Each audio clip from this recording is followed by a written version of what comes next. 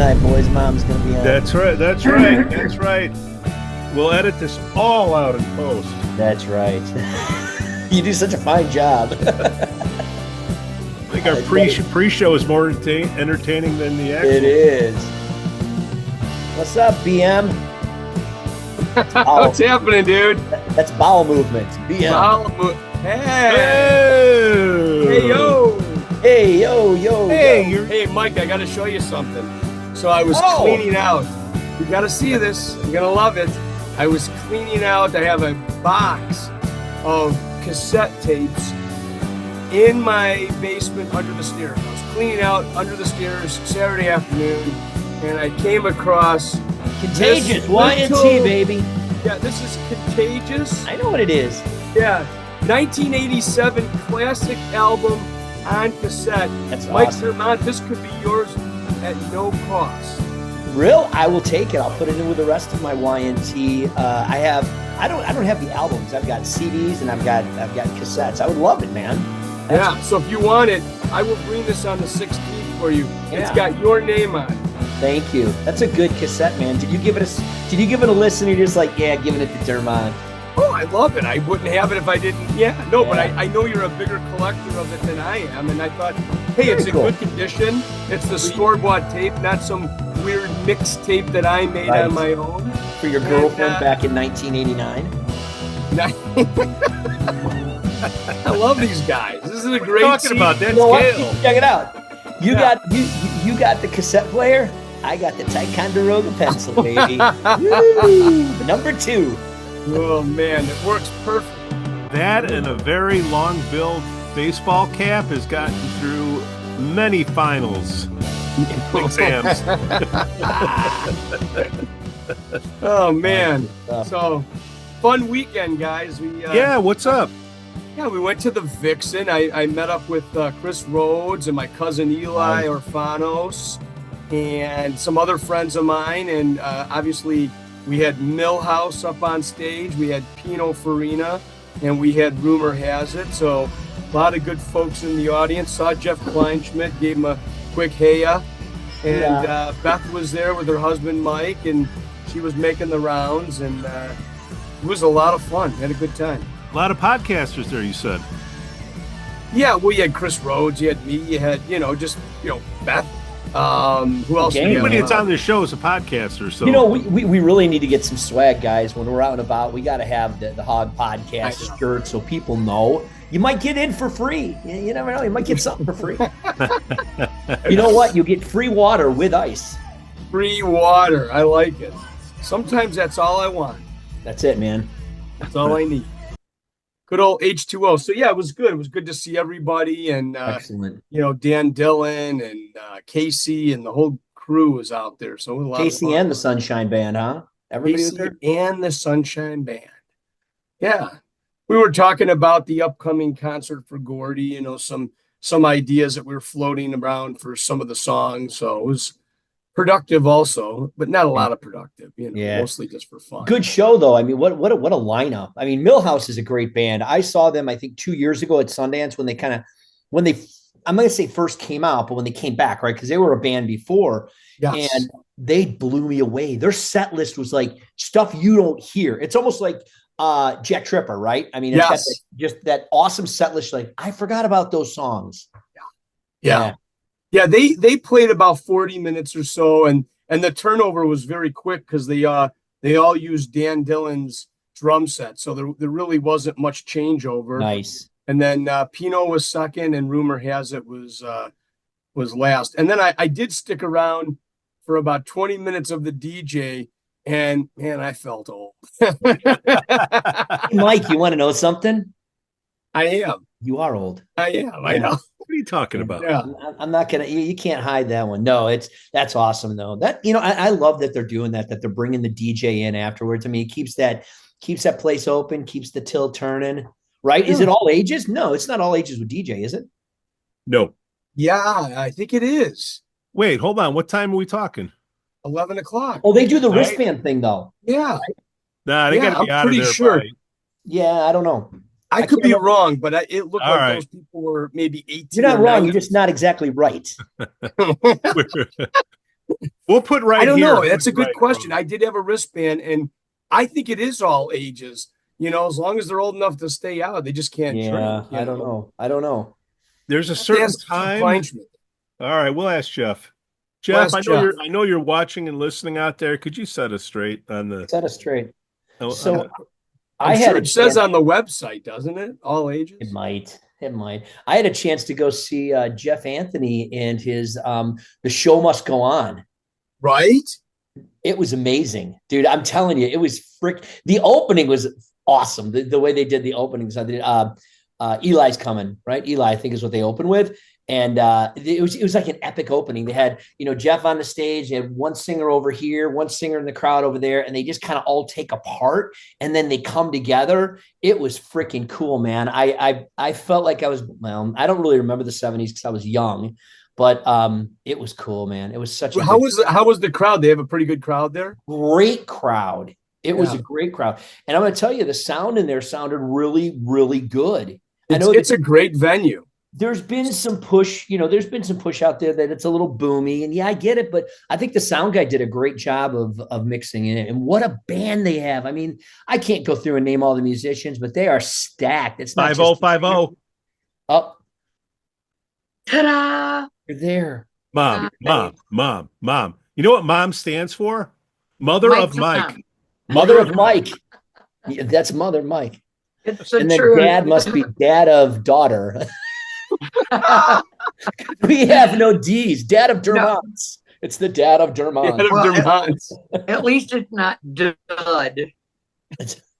You don't want to be a dud. You don't want to be a dud. That's right.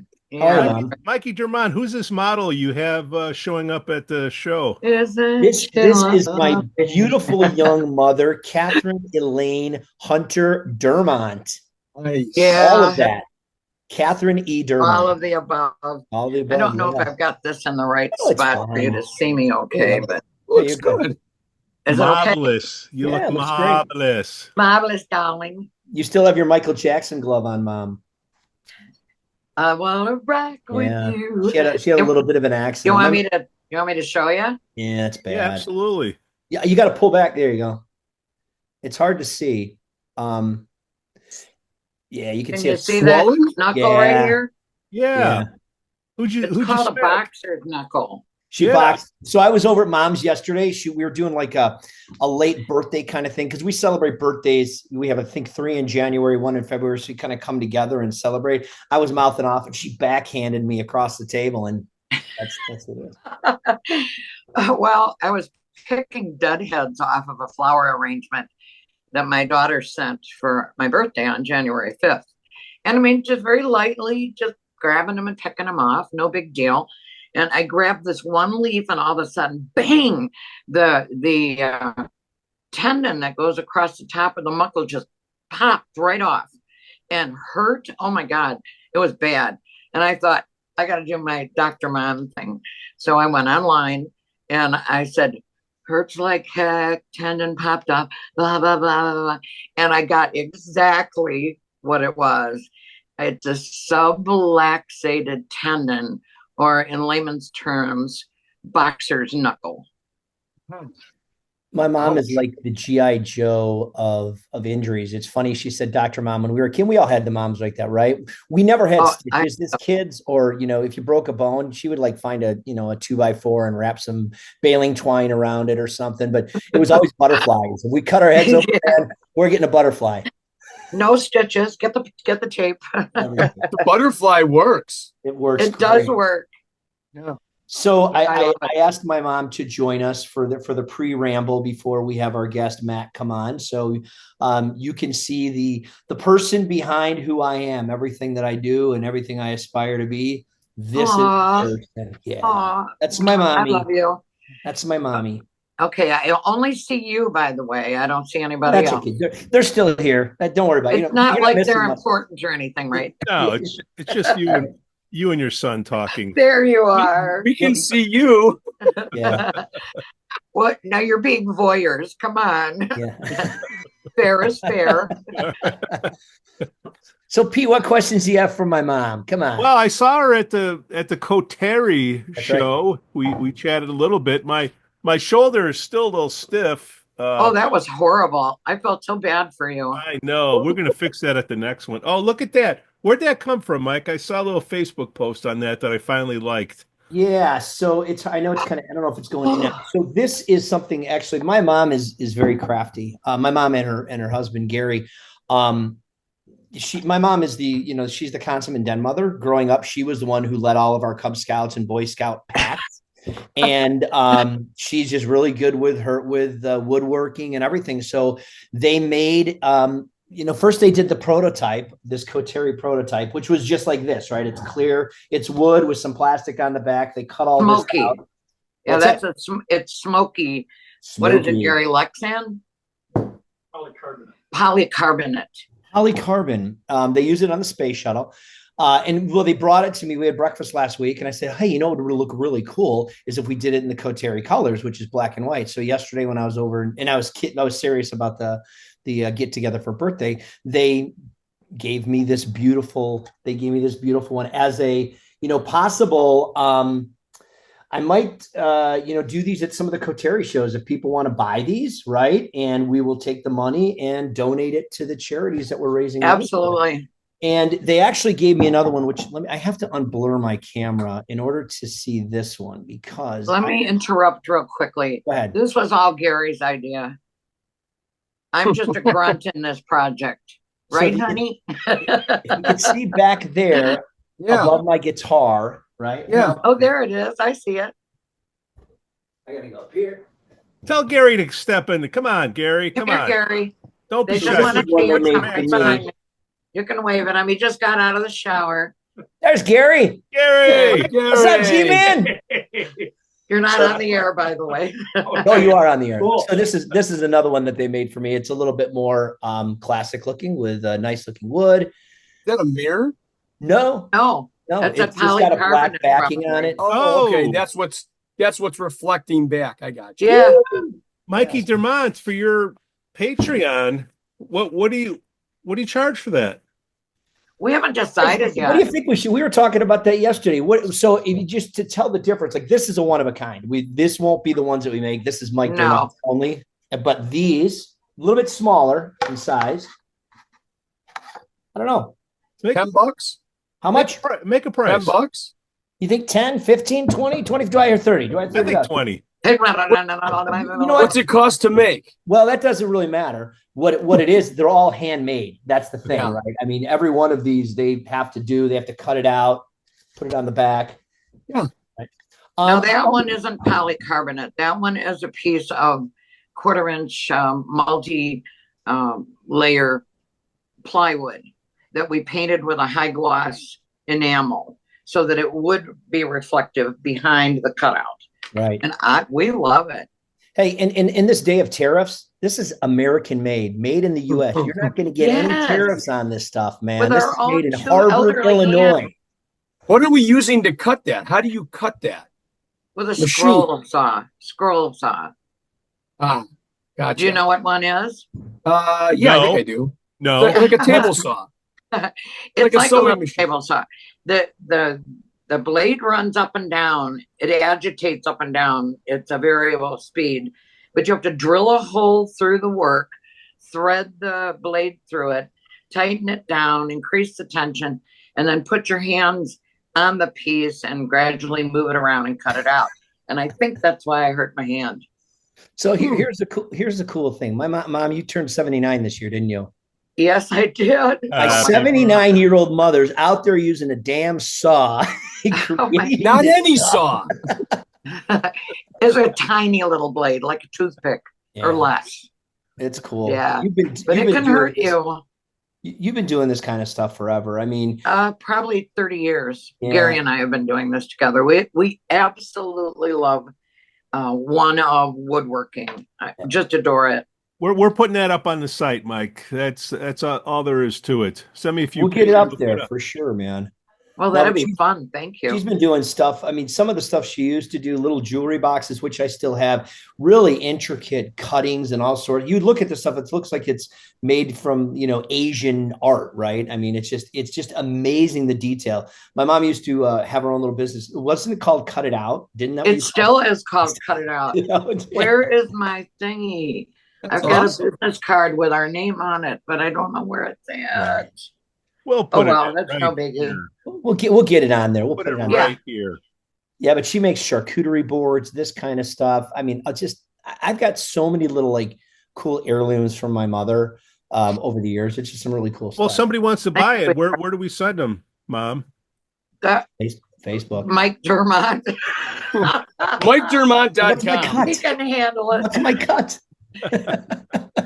I don't know. Maybe we have to come up with somebody. That's it. Tell your son to make you a Facebook page and put that stuff up there. She has a Facebook. Oh yeah, page. we could. One. Yeah, she has a Facebook. Oh, you do? Then what is it? You're not connected with my mom, Pete? Yes, you are. No, I'm talking about your store. Oh, specific. Yeah. Okay, well, we should design me one, honey. Would you? I'll do one. She used to be a beekeeper. They had. We used to have "I Love You, Honey." Yeah. "I Love You, Honey" was the name of it, man. Yeah. I mean, I'm telling you, this woman is involved in so many things. A copywriter.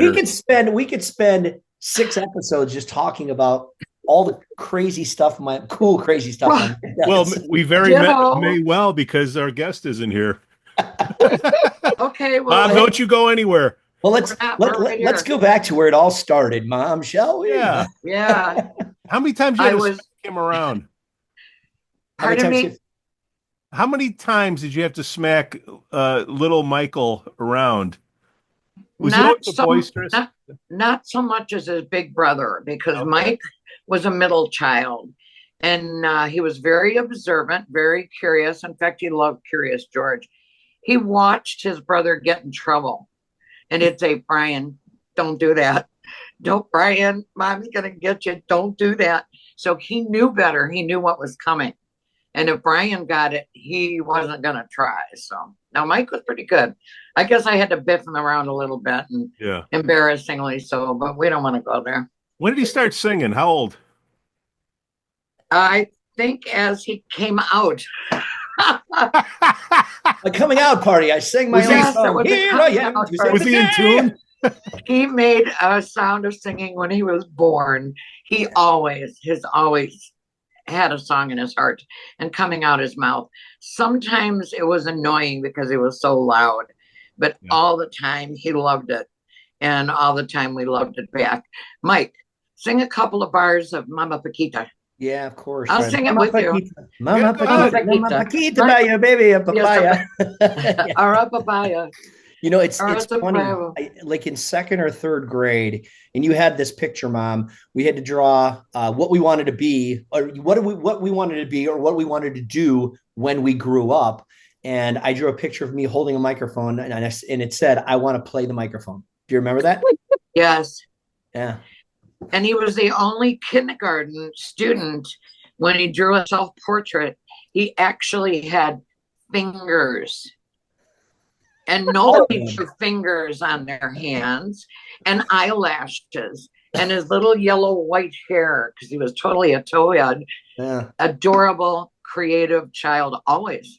You always were my towhead. And now we have the same color hair. Mine's not as long. There's Mac. Mac has joined us. Hi, Mac. You want to do a sound check? Check. It's real soft. Look who's here. Oh, he looks familiar. Hello. There he is. All right. Oh my gosh, you could be my grandchild. Hi, Deb. Yep, Mom just said hi. Hi, Ma. Hi, honey.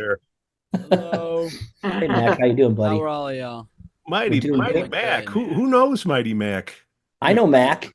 I don't know him personally, but I've seen him play. That's what I like to hear. You didn't participate in the oh, that's right. You weren't at the 80s show that we did, the heavy metal show that we did, the hard rock show. Were you, Bongo? It was at the Broken Oar? No, this one was at Rock House. Oh, yeah, I was there. So Mac, the one in November. Yeah, Mac played on that one. Yeah. I mean, I've seen him play there, and I've seen him at the Broken Oar. Right. a couple times. So yeah. So Mac McRae, Mac, I'm not going to give your age out because I can't remember. I want to say you're 19. Is that correct? Yeah, I'm gonna be 19 in May. I'm 18 right 19 now. in May. So Yes. Mac was I in the was band. so I know, right? Mac was in the band Pete's Diary. I met Mac through the Pete's Diary connection.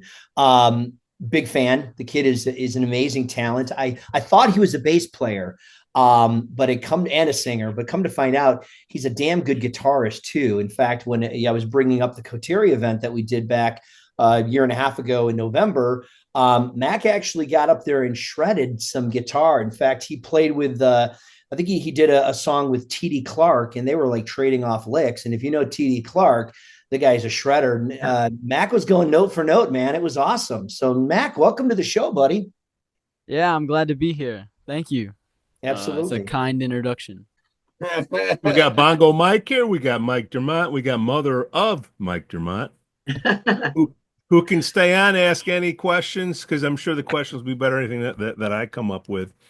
Mac McRae. Your first name, Mac? No. Okay. But I'm Mac is going through the what basics Mac is first. what everybody goes for. Yeah. All right, My Mac. name's James. My real name's James. I could have done the whole Jimmy thing, Yeah. but You stick with Mac. well, I my like grand. I like how you hold the microphone. That's Okay. a cool. I like that.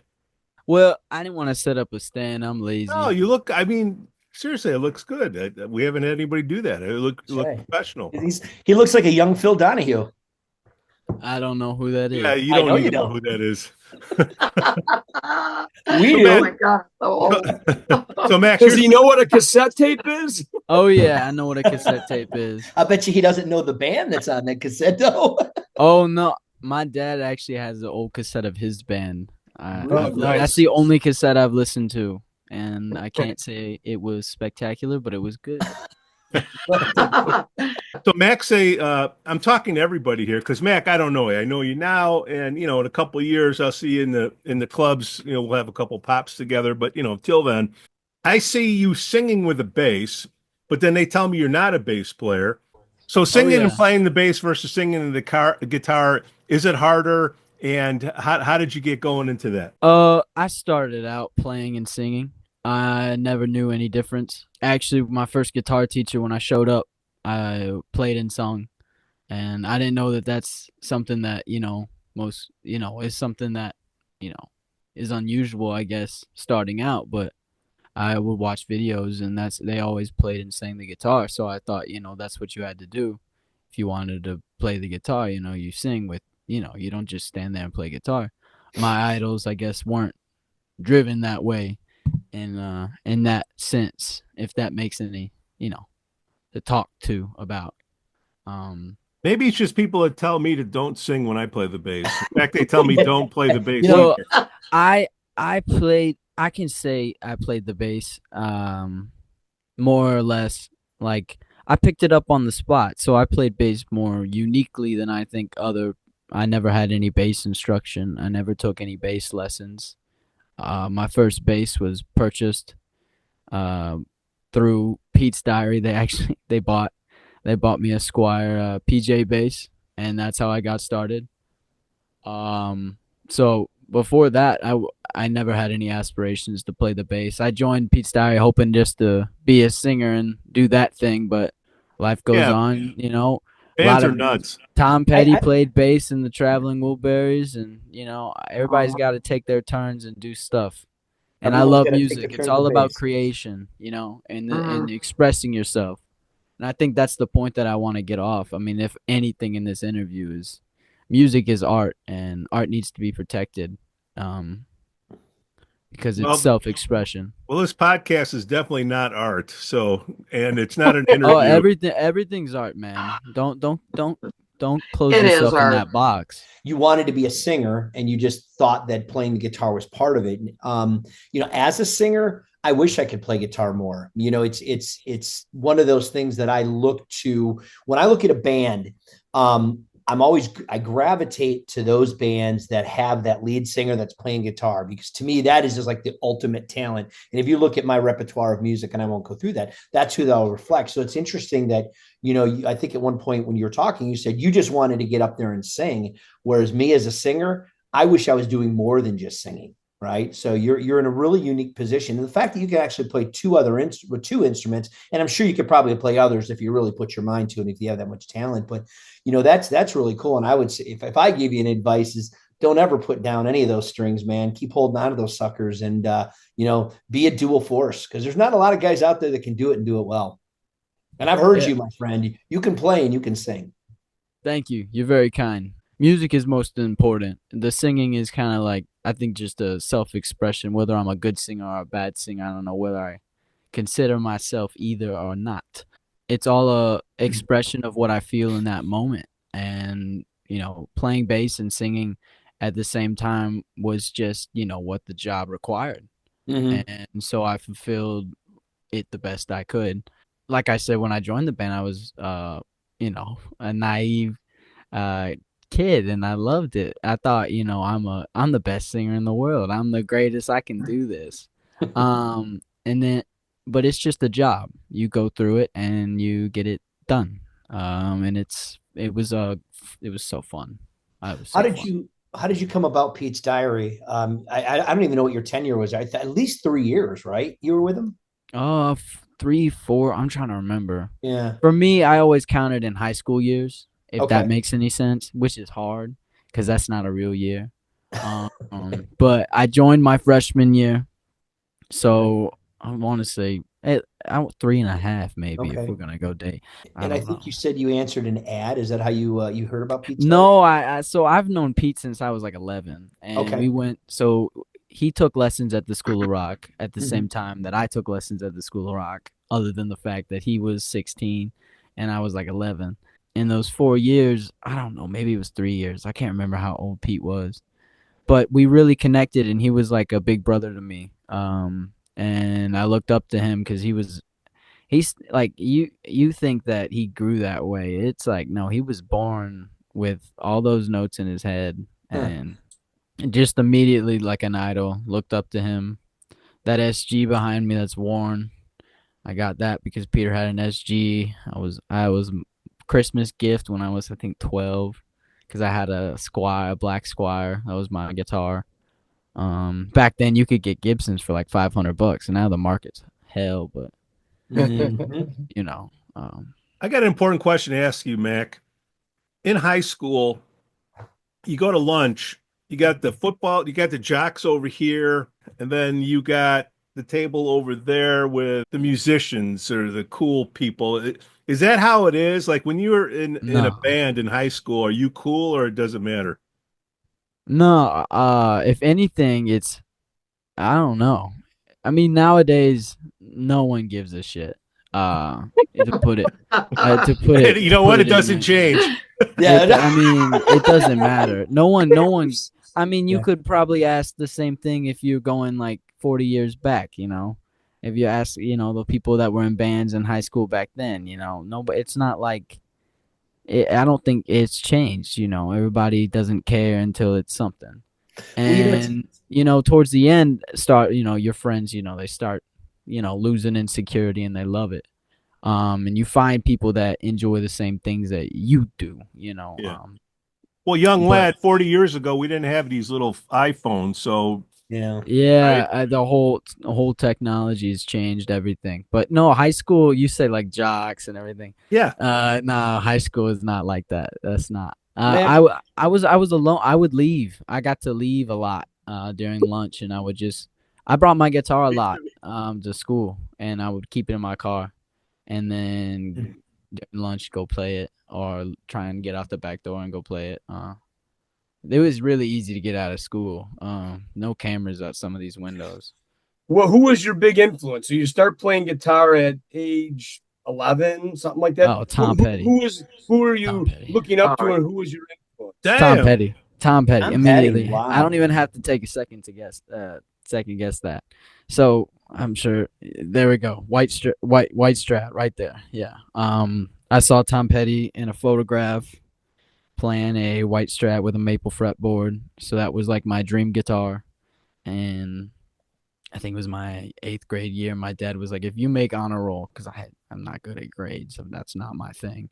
He's like, if you make honor roll, I'll get You're you among friends. a Fender Stratocaster. I was like, I'm gonna show him. I'm gonna show him. So I got that Fender Stratocaster, and I just felt every day since. I was like, I don't know. Tom Petty is, Yeah, I but you think, hear one of it? the Like, hidden. how the hell is a kid like with Oh, all the I crap loved that's it. I don't know. I just loved it. The chords, the music. I mean, Tom Petty's songs, if you think about it, they're meant nowadays. I think the reason why people don't listen to it is a little bit, it's simple. It's simplicity. And times have changed, people listen to rap, which has about 500 words or 400 words a song. Back then, you maybe had 70 words a song, 50 words a song. So, growing up, I immediately, at 5, I loved Elvis. All Elvis songs. I think John Mulaney made a joke on Jimmy Fallon recently. He was like, all those old songs, when you're a kid, you just listen to them and they just like, it's very simple. Jailhouse Rock. That's the whole song. You don't have to know any of the words. It's Jailhouse Rock. You just get to hang out and listen to that, and you think it's the shit because you're a little kid. And then you watch the '68 comeback special, and you see him in all leather with I can't remember what color. I think it's a red guitar that he was And a playing. red guitar. Yep. 3 I don't know what kind of guitar it was, but it was a red hollow body something, and he was ripping on that, and I was like, Heartbreak Hotel. I was like, this is cool. So when I was 5, I had an Elvis themed birthday party, and I dressed up like Elvis. So I guess I'm going back. I guess I was lying, Tom Petty, but I've always loved music. If that's anything I can get from that, from a young age, like I would make my dad put on that Elvis channel in the car, and the '60s channel, and I just loved the old music. And I guess he appreciated it and encouraged it because he grew up with it. My dad's a little bit older. He was born in 1964, so. Oh yeah, he's old. Yeah, he's real That's old. the year I graduated. I'm not. Well, he's old. He's got 13-year-old kids running around the house. Yeah. 14-year-old kids running around the house. I can't get their ages It right. started late. Hey, better get started late than never start. That's right. That's right. I think even like Tom Petty is kind of like, I consider him kind of an old school type of rocker, even Absolutely. if his songs are new, it Right. always feels like he's drawing influence from a lot of the stuff from the 60s. Well, A lot of the way that his chords and stuff are yeah. arranged. And if you listen to what he did with the Traveling Wilburys, right? I mean, he kind of brought that all together. Oh, where yeah. He had Orbison and he had, George Harrison tapping into Bob that. Dylan. Bob, well, and I was going to say, you're a Dylan fan. I can see him over your right shoulder there. Oh, I am. You can see him over 2 shoulders. I love that man more than anything. He's definitely an influence that came around in high school. Because as you brought up before, being in a band in high school, if that makes you cool or not. For me, I was busy on weekends, and my weeks were busy. And I was doing what I loved, but that also meant that like friends and all the hangouts and all the schedules and all the little, clicky things at high school clubs and that kind of stuff, it wasn't really my thing. So I was kind of a loner. And then Bob Dylan, it was kind of like that attitude where he kind of judges everybody. So kind of fell into my own cynical ways.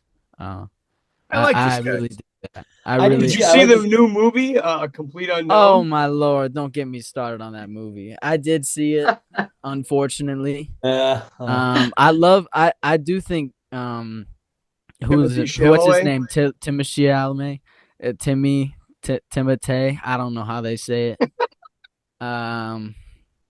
But they made it a love story. And I don't think Bob Dylan ever loved anybody in his life. Which is what I love about him. I mean, I don't even know if he liked himself. I mean, I don't even know. And he's just he's a big hero of mine. Yeah. So awesome. That movie was cool. I don't know. I'm second guessing myself now.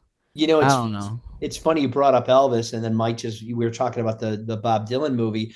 I wasn't a big fan of the Elvis movie. You know, everybody's like, "Oh, it's great." I was like, maybe a B Sucked. plus. I mean, Yeah, the music was cool, but I thought the story was too sensationalized. Hollywood got their hands on Here, it. And let's just, do a Hogpod right. podcast movie review. The Yeah, we Elvis could. movie. Yeah. Thumbs up or thumbs down? Down? Any thumbs up? No, I haven't thumbs See seen the down. it. thumbs. Let's see the I thumbs. haven't seen it. All No. Thumbs right. I don't down. want to hurt I you. haven't Okay. seen it. no. Oh, you I don't haven't? think I think Austin Butler gave an amazing performance, amazing performance. Absolutely. but the story didn't make much sense, and it doesn't line up with historical events and Right. credibility. Right. And they make it seem like he was more trapped than he was. Yeah, he might have been trapped contractually, but that man was living in Vegas on so many drugs. Yep. He had fun. Like don't like they act like this man was tortured in a hotel room chained. It's like you can find interviews of him talking about how many women he was having in those hotel rooms. So yeah, he lost his mind and he went crazy. Drugs will do that to you. And he ended up dying, but so did Hendrix, so did Morrison, so did Janis Joplin. The list Janis goes on Joplin. and on and There's a on. level of fame you just can't handle. It gets to you. Gets Too on much. Yeah. You just see it. Kurt Cobain. It's just too much. It's the age really 20 interesting how the people, individuals that have that so much talent, and I don't care where you are as an artist, whether it's painting, it's sculpting, it's music, they always seem to lose their shit at the end. It's very rare to see, the success that you look at Van Gogh, right? I mean, the guy was freaking out of his mind. And then you look at Elvis, out of his mind, Janis Joplin. I think the more artistically intellectual you are, the more of a challenge it is to actually live a normal life, and they have to rely on something to escape that reality. If that made any sense whatsoever. No, it makes total sense. I understand what you're saying. Me. Van Gogh, when Van Gogh went crazy, he drove himself mad, but he was never a famous painter in his right. He chopped off his ear. Yeah. I mean, he was a loving jester, I guess, but it didn't work out in the end.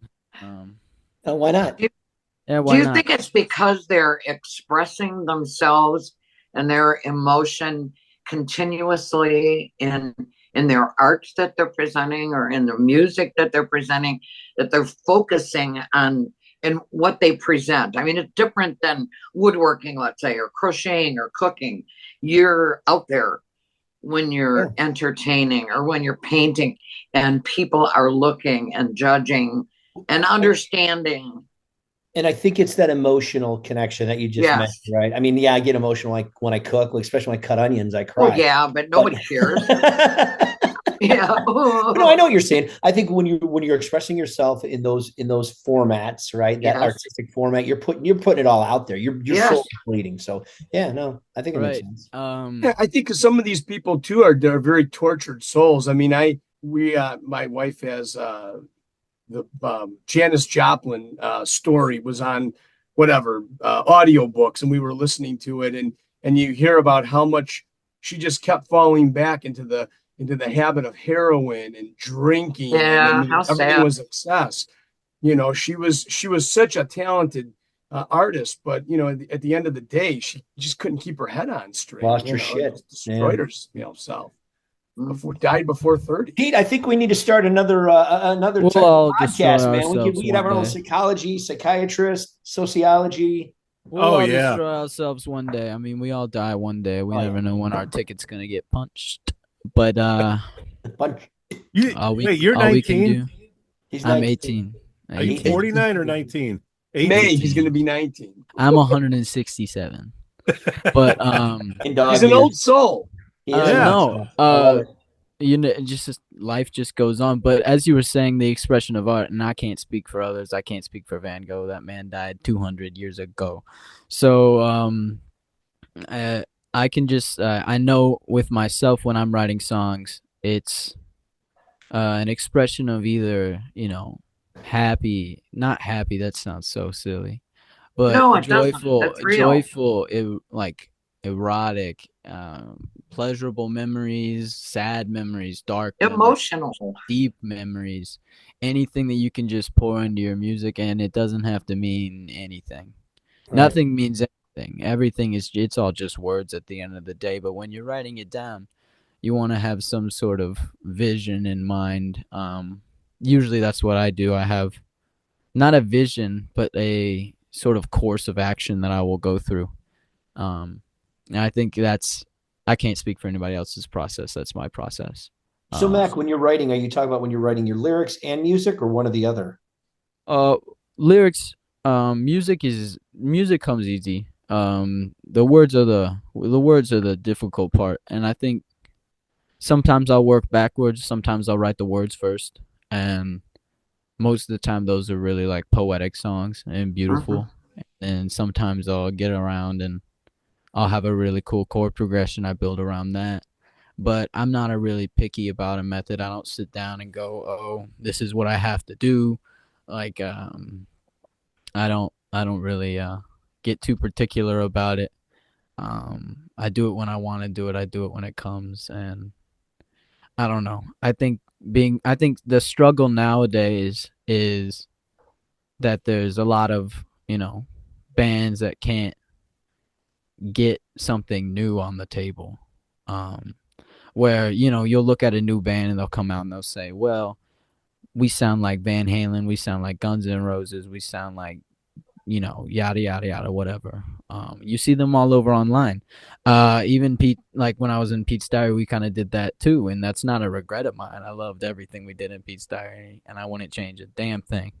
But I think that's the doom of the rock and individualistic music. We're not in a battle with hip hop. I think that's a beautiful art form, and I enjoy it. But I think if we're talking about real guitars, real bands, real drums, now hip hop artists do have real drums and real bands. This is not a criticism, but I can criticize. If we're talking about our love of pure music in clubs and hearing live bands and hearing people that are expressing themselves and everybody's in a room where they feel open, I don't really think that exists much anymore. I think a lot of it has been shut down and cultured into be like, well, what is everybody like? No one's willing to really step out of that box, and no one's really to take a chance on somebody to step out on that box. There's not really a place to do that. And it's not something that you can change just by talking about it. And it's not something that will ever change, I do believe, because it takes a spark. You saw it in the 90s. I wasn't alive, but drastic change from the whole 80s hair scene, the popular music where it was all glam and that kind of thing, to the total grunge switch that came around like 1992, 1994, where the whole music genre changed. And then 2000s when they decided metal would get rappy and new metal came around, and then rock music is kind of just faded out into a little bit of a subgenre. It's not really a forefront in the music industry. I mean, hell, the Beatles just won Rock Performance of the Year. And I'm not trying to, that's not a shade on the Beatles. I love the Beatles. I have all their albums. But are we serious? I'm not judging the Beatles. I love the Beatles. But you're telling me there's not an original rock performer out there that has something to offer? Like, what about Marcus King? What about Jared James Nichols? What about Nick Perry? All these people that are doing original things, but it's just no light shed on that. But I think a problem is the sound is not anything new. And that's not a criticism of any of those artists. Those are my idols. But I believe that what has to happen is a whole change in our philosophy, where musicians believe that I want to sound like that. And it's like, well, that is 40 years old. So you have to change the way you think about things. I love Led Zeppelin. I have all of Led Zeppelin's albums. Led Zeppelin is my favorite band. Now, if I was going to start a band that sounded like Led Zeppelin, we would not be successful. Greta Van Because Fleet. look, Greta Van Fleet's their own thing. Everybody I says know. they sound like Led Zeppelin, but there's some Yeah, no, I'm just being, some Rush mixed up with, I don't even know. I don't listen to them, so don't get me started. right. I have no opinion. I love you, Greta Van Fleet. I don't know. I haven't listened to your records. I have one actually. No, I've bought one of your records. It's still in styrofoam though, whatever the plastic wrap is. I don't know. I haven't opened it up yet. I'm sorry. Cellophane. I'm Yeah, sorry, cellophane. Greta. I'm sorry, Greta Van Fleet. I love you guys. What But new you- bands? If you're But going Dirty to, Honey, Dirty Honey's Dirty great. Honey's a great band. okay, Dirty Honey's a great band. You said Marcus King. Marcus King is awesome. He's amazing. Yeah, I'm telling. That's why I mentioned them. I mean, these are my gods. These are my idols. Modern day, aside from Clapton, Jimmy Page, and David Gilmour. I mean, those are the new guitar gods. And you know, the rest of them are out in England with yachts, and they don't relate to anybody. Yeah, like Yacht Rock. But I think the problem with the music is, you know, no one's doing anything really that refreshing or new. And I love the energy being brought where some people are like getting nostalgic. And I think that's a lot of new rock is nostalgia, where like people listen to it and they're like, oh my God, this reminds me of my past, or this reminds me of this old song. And that's a wonderful thing. But if we want a genre to survive, something has to change. Mhm. And it's not anyone else's fault but the musicians. Because But you know what's interesting, Mac, is, you know, I think you're unique. I love what you're saying too, by the way, but I think you're unique. Your appreciation for music not only spans genres, it spans generations. One of the challenges, or one of the observations that I have with the youth today, is attention span. Being able to put something out there that they can actually grab onto and hold for an extended period of time. I see music the same way, just like anything else. Immediate gratification. They're going to use it and then throw it away and go on to the next. Myself, and I'm hearing it from you, I listen to the same music today that I listened to when I was 6 years old, when I was 15 years old, when I was in my 20s or my 30s. Yeah, I'm an old rocker. I love music from the 80s, most of which, however, is truly music from the 70s. I don't see a lot of, maybe I'm just not looking in the right places. You've opened my eyes, but you know, you're 18, 19 years old. Do you see kids of your generation holding on to a certain band or certain music, or is it like a Bic lighter? Bic lighter is disposable. That's why I use that right. example. No, yeah, I like that analogy. I'm gonna steal that from you. No, I think that's a you thing. Not to, that I think many kids gravitate to a lot of things. I mean, you hear about, you know, Tyler the Creator's new album coming out, and millions of people trying to get the pre-sale tickets, and merch going out the walls. And I just think, you know, everybody's heads are not in the right places. They think that, you know, if you think that rock music is superior to other music, I don't doubt your opinion. I believe you. And I don't.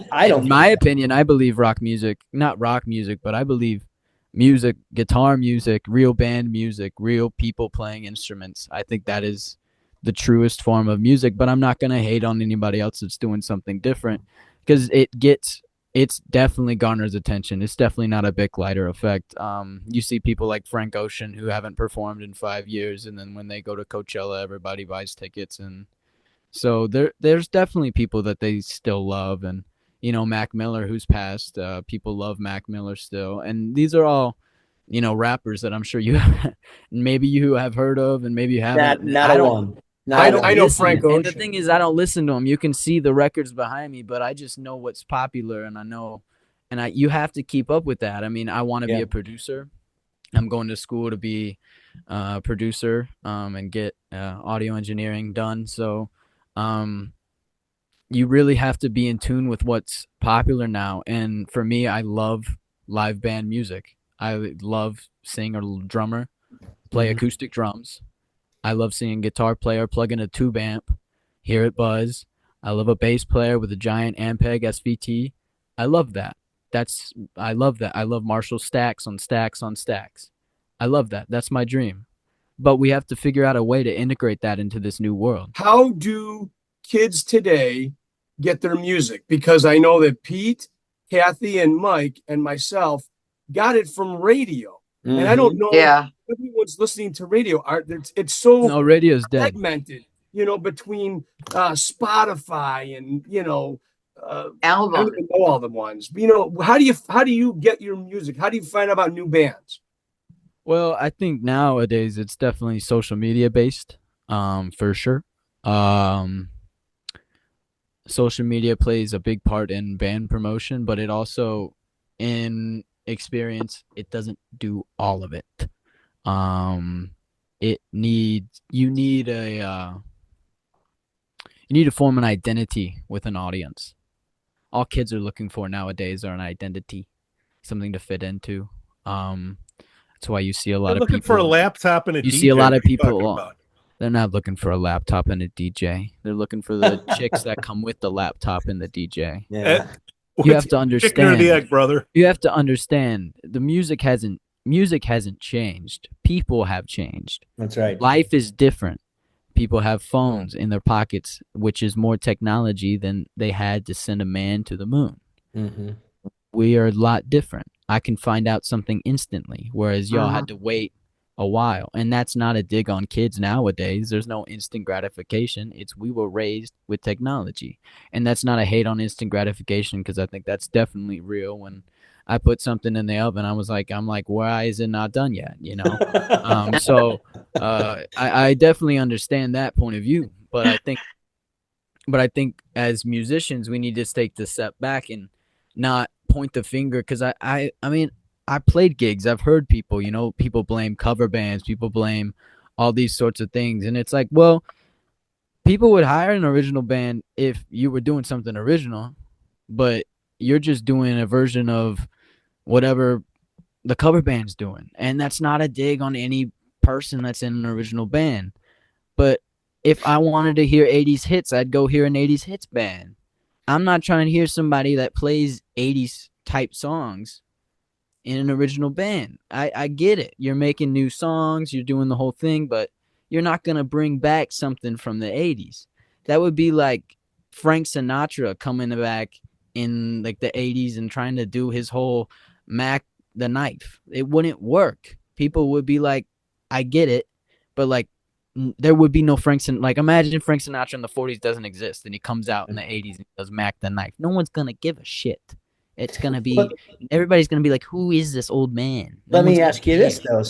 But I could take that the other way. You get a guy like me, 57 years old. I'm trying to stay relevant. So I'm going to go out there and I'm not going to do the music that I grew up with, the 80s and the 70s. I'm going to do something that's now. How ridiculous is that going to sound for a guy my age trying to pull that off? You better be damn good. That's what I'm saying. But good or not, I still have the passion to perform. If I write a song, I guarantee, and I've written a few songs, right? They're always going to sound like Mike Dermont. The stuff that I wrote, like whatever. Yeah. And it's probably not going to appease to, 20-year-olds, 30 years old, but there might be people in their 40s and 50s like, man, I like that because it reminds me of that's what we're doing today as original. Yeah. At least that's what Yeah, and I love that.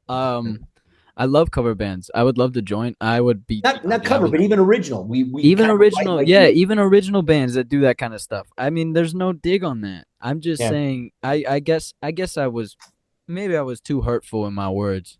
Oh no, I got big shoulders. I'm good. But I'm not hating on anybody that writes music that sounds like the 80s. I did that with Pete Steyer and I loved it. I thought you were just asking me the question about the kids. Yeah. And about instant gratification. I was just trying to say that the same way, like in the 60s, if you were to listen to like the Rockettes, but you have Guns N' Roses, you'd be like, what? You're not going to make me listen to the Rockettes. I got Appetite for Destruction, and you're not changing that. Well, I feel bad for my teenage daughters when we're driving around and I'm listening to Three Dog Night or Kool and the Gang, stuff that's like they're like, you know what? You're paying the bills. They gotta. You're paying the bills. I'm driving the car too, and there's a rule in our house. Yeah. You're driving, you control the radio. So and the car's in whose name? So exactly. I like this kid. We're going on a road road trip and you're to listen to my music, okay? Oh yeah, that's what Wolfie said when we went out to Wisconsin. Yeah, we had a He damn probably good listens to time. all the crap that he grew up with me, though, right? Oh no, I love it. He I love loves it. you, Mike. He You got know me into that. the Scorpions. I was like, oh, that's pretty good. I like that Klaus guy, man. Yeah, He can Klaus sing. Mayne. Yeah, that's awesome. Mac, you're going to be an engineer, a producer. Is it, in your opinion, can you be passionate about music that no Ooh, great guitar question. made or a bass made or a drums made? It all came out of a laptop. No, producers don't usually take on projects they don't feel interested in. Yep. In my experience. But isn't that what producers do out there? They take something and they put it together, and make it commercially acceptable. No. Some producers do that. Well, I'm just asking in general in Uh, music. uh, um, Because you go to a no. studio, you record an album, right? And you have somebody there that says, "Hey, put it together like this." Well, they're going to pay you for it. I mean, money. I mean, we're all Well, sitting Steve there Albini, money. you brought up Nirvana in the '90s. Everybody would go to Madison, Wisconsin, and take their stuff up there, and he would put it together in a format that's Yeah, Steve Albini's great. Yeah, I mean, have you heard his other projects?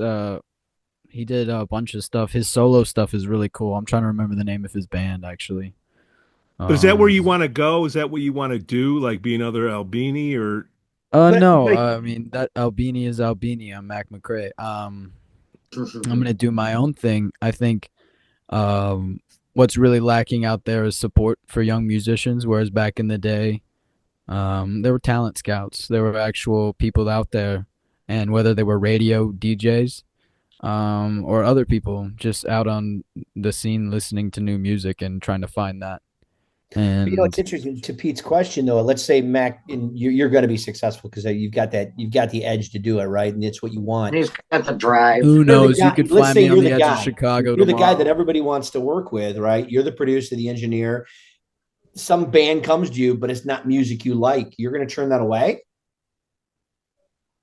Producing Well, it? like, what are you talking about? I mean, I'm not gonna. I'm open to all ideas, but Okay. I think that's what I'm Pete was asking. I'm open to all ideas. Yes, but I do prefer. I mean, my goal is to, and I don't know if this is like abstract, but my goal is to just be able to kind of take on do live sound opportunities until I'm able to save up enough or get my own studio and be able to do that. Maybe do the studio record company kind of thing. Search out young talent Mm. and just give them a platform. Maybe 3 artists at a time. Set up a tour route.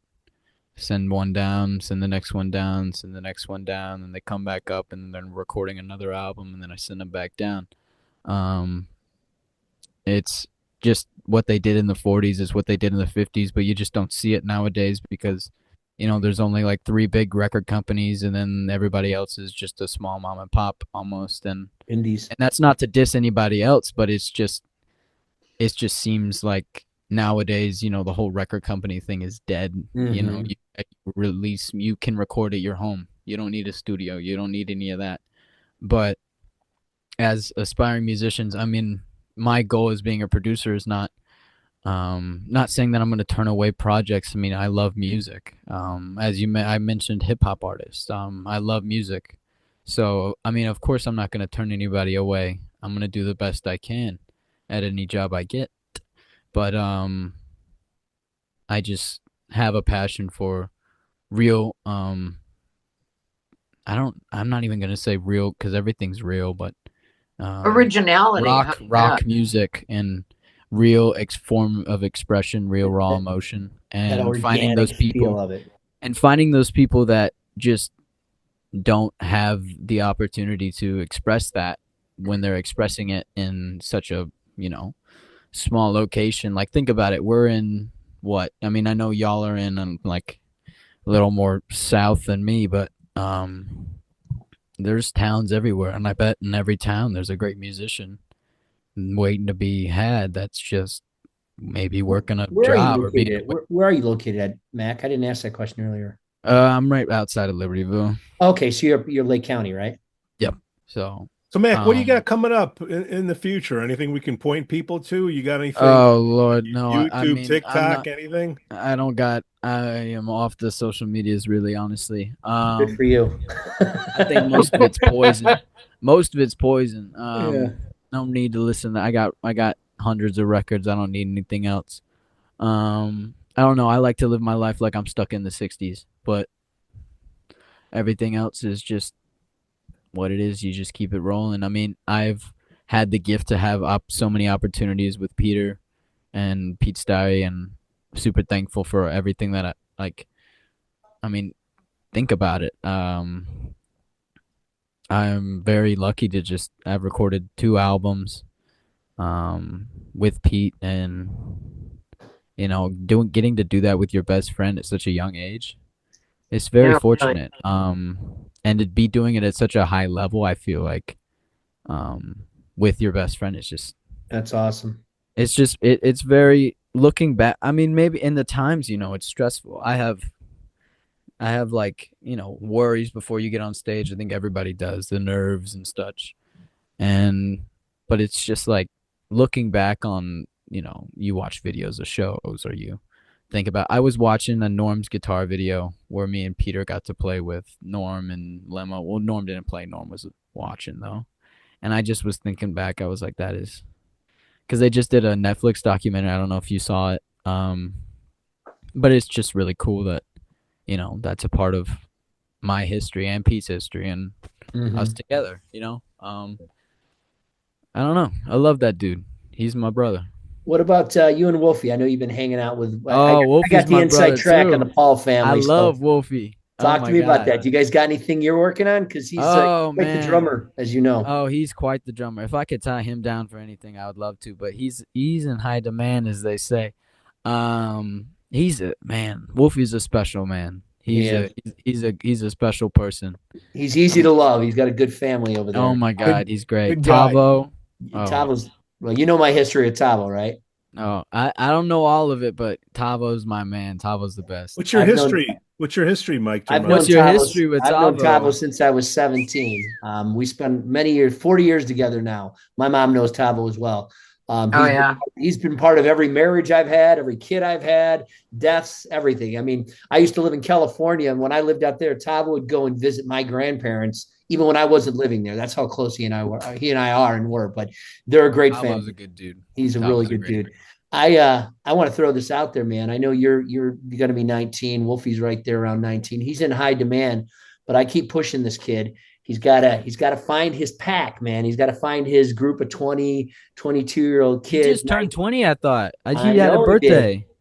January 13th. Yeah. But I would love to see him get together with some talented young musicians like yourself and change this world of rock and roll, or whatever you want Be to call the it. change. No, I'd love to. I mean, That'd I'd be love awesome. to. Wolfie's a great guy, and I know there's musicians out there that are just, I'm waiting to meet, and there's opportunities out there that I'm waiting to find, and It'll happen. everything. God's got a plan for all of us, and I'm not worried about a thing. I just keep rocking, keep rolling, I guess, like a Rolling Stone, There you go, Bob Dylan. Yeah. Yes, sir. So my friends are the owners of the music gallery, and I I heard love those guys so much. you got a custom guitar made. And could you tell us a little bit about that custom bass guitar modeled after the Jack Bruce bass guitar? All right. Yeah, I can bring it up. It's actually right here. I was playing it saw it earlier. That's why I asked. So the Gibson SG basses, as they call them now, they don't really have all the tools that an old EB3 would have, where EB3 used to have a Variac switch, and they no longer have that installed. And I'm just kind of like, I didn't really dig the way the bridge was, so I got a new bridge right there.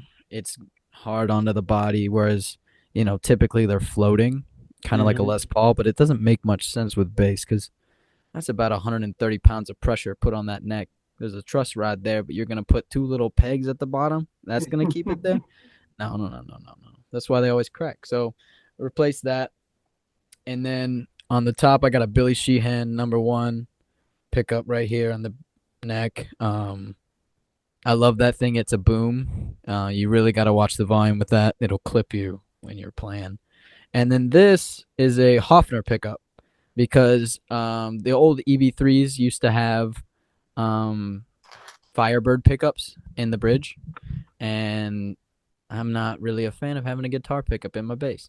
So I put a Hofner pickup in the bottom with a Gibson cover, and then the electronics, this pops out, this little thing right here. So when you pop that out, it goes out of phase.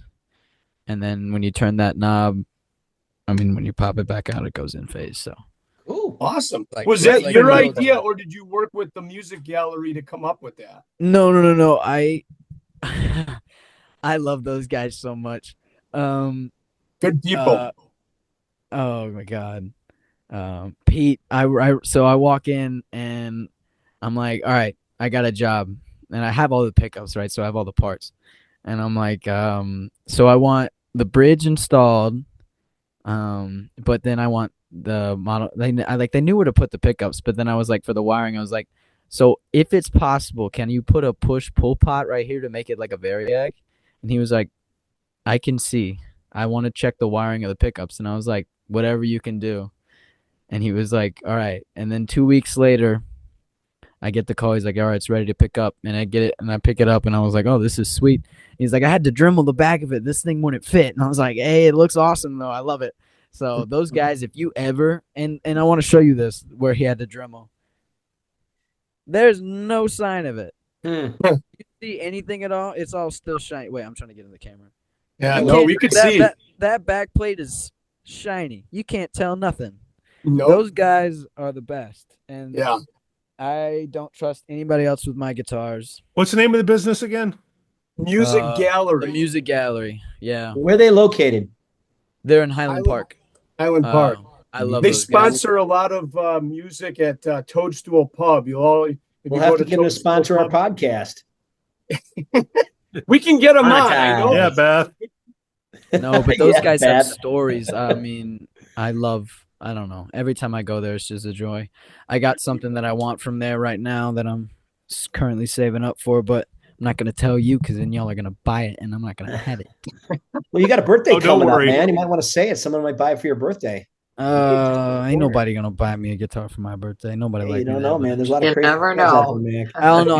I'm after a Les Paul Jr. and Oh, you want the junior, huh? Nice. Yeah, I think I'm a simplistic guy. I like just playing and singing. And John Lennon had a junior, and it's got one volume knob, one tone knob, and I don't have to worry about switching anything. Just got to worry about turning the volume up. So that works for me. There you go. 'Cause that's all I really care about. Guitars are guitars. I got too many, but I just want more. I never heard a guitar player say they have too many guitars. That's a There's first no such right thing. here on the Well, Hog Pod. look at this. Oh Lord, this is like I this know. is like a gallery of just wasteful money. They're pieces of wood with Yeah. little magnets in them. But How they get none us of- to pay that much for them? not one How of do they those trick guitars us? sound like the other one. They're all unique. No. It's like See, Children. I thought that, but then I learned about the world of EQ and microphones, and all I gotta say is you better buy a good amp, and you can play a Squire, and you'll sound like a hit. absolutely. It's really disappointing. It's all about what playability, and it's kind of like Hands. if cars were cheap, you'd probably have like 9 cars. You know what I Yeah. mean? It'd be like, I want to drive this one this day. I want to drive a red one that day. You probably if That's cars the were way cheap, Bongo Mike is. This guy's loaded. He's got a car for every day of the week and 2 on Sunday. right? It's like He if you drives had one to church and then one home from church. Different right. car. If you had the money to buy a bunch of cars, you would Telling you, buy a man. bunch of cars. If you had the money to have like 7 beds, I feel like I would have 7 beds. Why not? Just choose a different one every 7 day. beds, Don't got to 7 worry about lives. changing the sheets. Just go one by one. Price is what you pay. Value is what you get. That's right. Right. Mike Yeah. Dermont, what's the result of that survey, that god-awful survey? It's you know what? It's going to be Yacht Rock. Your Yacht Rock's going to take it. But I'm going to tell you this. Wait, is there going to be a Coterie Yacht Rock? Yeah. Yes, if you're on social media, I was going to ask you if you're interested. I wanna do that. All right, Yeah. you're in, So buddy. I do wanna say one thing. Me and Wolfie actually got in this argument when I was Uh-oh. sleeping over. This is so funny. We were bringing this up. He goes, "Man, I love Yacht Rock," and I go, "It's not Yacht Rock," and he was like, "It's Yacht Rock," and I'm like, "Wolfie, it is neo jazz or classic soft rock. It is That's not right. Yacht Rock." And we were just goofing around, That's and hilarious. the spirits are high, and I'm just like, it's not Yacht Rock. I don't know. It was so. I don't know funny. where the term came up. It's It came from that soft rock. movie. Yeah. It came from that movie that they made, Yeah. Yacht Rock. But I mean, that's the genre that they make it. But I love all those. I love soft rock. Yeah. There's a documentary on HBO, I believe, and it's called I don't know, whatever. It's the Yacht Rock documentary. If you go yeah, there, that's the movie I'm talking about. Yeah, yeah, it's the origin of how they came up with this. Yeah. It was All just They did want to is blame it on terms. Michael McDonald. I was gonna say, just all you gotta do is have the godfather of yacht rock is Michael McDonald. Any music he was involved in, there it is. But My Mac favorite knows. thing- I've seen the documentary. It's very interesting. My And favorite thing. the players are great. Yeah. My favorite thing is I can't remember. I think Donald Fagen, the Steely Dan guy. Am I getting that name right? I might be getting that name wrong. But they call him up and they're like, "Hey, I want to interview you for this Yacht Rock movie we're making." He goes, "What rock?" They go, "Yacht Rock." And he goes, "How about you go fuck yourself?" And it's just like, So I don't know. I love that kind of music, but I also think that yacht rock is a term. But I mean, they weren't on yachts, so I don't totally well, get it. it's easy listening. It's easy listening. Yeah. I love, but that's what I'll drive to. Like It's Wolfie, when I'm driving with Wolfie, is like, "Oh yeah, and then we're listening like the Babies and stuff, and then when I get in my own car, it's like Seals and Croft and oh my goodness. So I'm Summer breeze oh my Makes god, me feel fine. or blowing through the jasmines of my mind. Mac, are you already on Social Security, dude? So social. What is that? don't worry, but it won't be around when you're older. It'll be gone. You need my last 4 digits? We're taking care of that for you. Don't worry about it. All right. So it's Yacht Rock. Okay, Yeah, great. but I'm going to tell you Fantastic. this. We'll see you there, Pete. There may I'm going to be- take Bongo Mike. I'm going to take Mike Dermont's mom's seat over there. I'm going to sit right next to her. You should. Excellent. I would love it. But Pete, I want to tell you, there may be a possibility. I know I say I only do 2 Coteries a year, but I am in conversation with Bob Koza about possibly doing an original Coterie, original music, the second category, the one that's in second place, because it's getting some pretty positive feedback. I just have to figure out the scheduling and how we're going to do that. But stay tuned. There may be 2 Coterie events. Are you going to tell somebody Stay tuned. Are you going to tell somebody the original song sucks? Well, no, I'm going to have Mac do that. Yeah, you suck. No, yeah. That's a great idea, actually. Just have me sit, sit in the chair you know like this, That's arms it. crossed. We're going to have him microphone. judge it. It's not only going to be a Coterie original. Mac is going to judge your music, and if he likes you, he'll produce you. He's Simon Cowell. And no. This is what I'm gonna do. I'm gonna do the old emperor thing where it's like if I. Yeah. Just because I don't even have to say words. I don't want to. Emperor McRae. I think I'd support everybody. I have to. I'm not a hater of art. I love art. Right. I'm just busting your chops, buddy. No, I know. But wouldn't it be funny if you just got to be that guy? I mean, if you just didn't care anymore and you could just be that kind of jerk, like that asshole that just is like, you're horrible. Get off my stick. Just described our government. Oh, anyway. Yeah, I mean, a talent buyer. Yeah, exactly. Yikes. We'll edit that out in post. That's all I have to say. Yeah. All right. Mike Dermont's mom, Kathy, thank you for joining us. You have an open invite as far as I am concerned. Oh, I love it. We only scratched the surface with the stories we got so much to talk about. Young Michael D. Bongo Mike, you just recently played, right? You got anything coming up? Next show will be the concert for Gordie on the 16th of 16th. February. It's a Sunday afternoon, Sunday fun day at Broken Oar. That'll be next. Mhm. And yeah, I'm just playing on a handful of tunes. I'm just going to support, you know. I hear you. That's I hear you. awesome. All right. Hey, Mac. Awesome to meet you, dude. You're an acquired taste, just like me. Yeah, Great that's stuff, that's Mac. what my mom says. She said 50% of the people like you and 50% of the people hate you. So, you know, I think you're amazing. Oh, I you're never great. met you before. Oh, I love you, Kathy. Thank you, sweetheart. I think you're okay, dude. Yeah. I love you, Pete. Later, All bro. right. I like this guy. Sisters. You I guys like take them. care. You guys have a good evening. Mom, good night, and I love you. I love you too, sweetheart. Thank Bye, you for George. coming, guys. Good night, John Boy. Good night.